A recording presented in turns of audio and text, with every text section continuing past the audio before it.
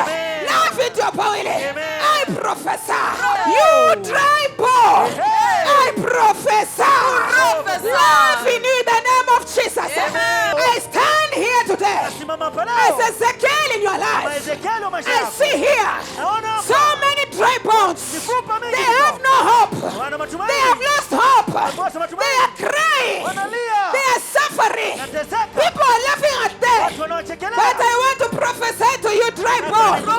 If you are a dry bone here today, I know you are listening to me. You dry bone here, you have been doing business since January to July. There is nothing. You are wondering, where is life taking me?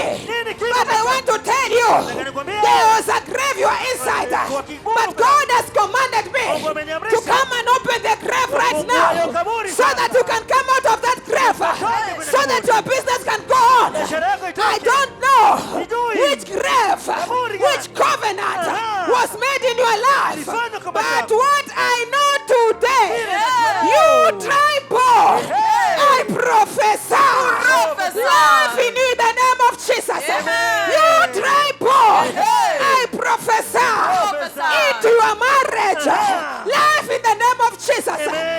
Every dry bone that is affecting your finances, I don't care what was slaughtered, what covenants were made, but what I know, by prophecy, Israel was cared for. By prophecy, Israel was delivered. And I prophesy, every emptiness in your pocket, every dry bone eating your finances, you have no money, it is indebtedness, it is poverty.